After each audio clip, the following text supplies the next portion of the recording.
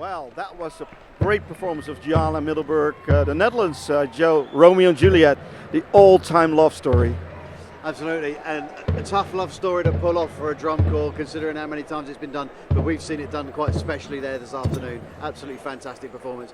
I thought the way that the electronics supported the cast of the drum corps, I thought the horns were really, really tight. I thought that it's the first corps that I've really noticed how the horns are shaping the sound, shaping the dynamics, making the most of those, the way that the battery supported them as well. Really, really top job. I think so too. I think there's quite a difference to be noticed between Juliana and what we've seen before.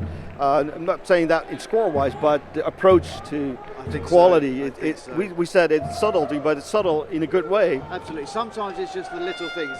Now I don't know if it's by design or by accident, or whether it's just the climatic conditions, but I thought the bass drum tuning for Juliana today was absolutely spot on because of the way that they were featuring a lot of lower brass stuff, that it was there to support, and the way that the synthesizers were backing it up. I just think that maybe if they backed off that bass drum tune a little bit, it really did work for them. It just gave them that little bit more volume in terms of not just decibels, but just volume in terms of how it filled the space. Yes.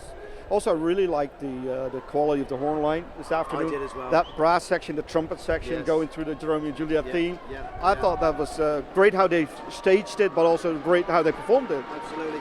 And we had the balcony scene as well. That worked. It wasn't. They didn't try to do too much with it. They didn't try to be over the top with it. It was there. Everyone expects it to be in the show, and they pulled it off. Okay, she wasn't very high, poor old Juliet. It was a small balcony. Romeo's a fairly tall guy.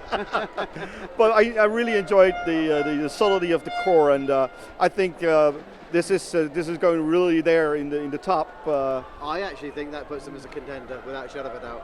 Well, talking about the top, we're now getting in the big packs. The big guys are coming out. The first one to come on is Jubal from Dordrecht. I mean, they've been to the States.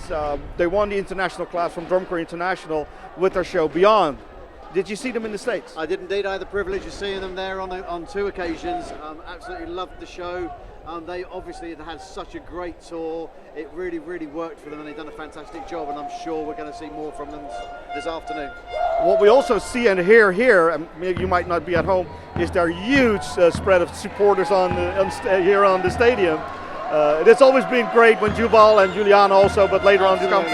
This brick orange block we have here. This is where the volume goes up on our microphones to try and be heard over the sea of orange that tends to appear every time Jubal take the field. It's fantastic. It really does add to the atmosphere. It does. So we don't want to give away too much from Jubal, but we know we're in for quality. And I hope you guys can still hear us. We hardly hear ourselves, but they're introduced now from Dordrecht, the Netherlands, Jubal.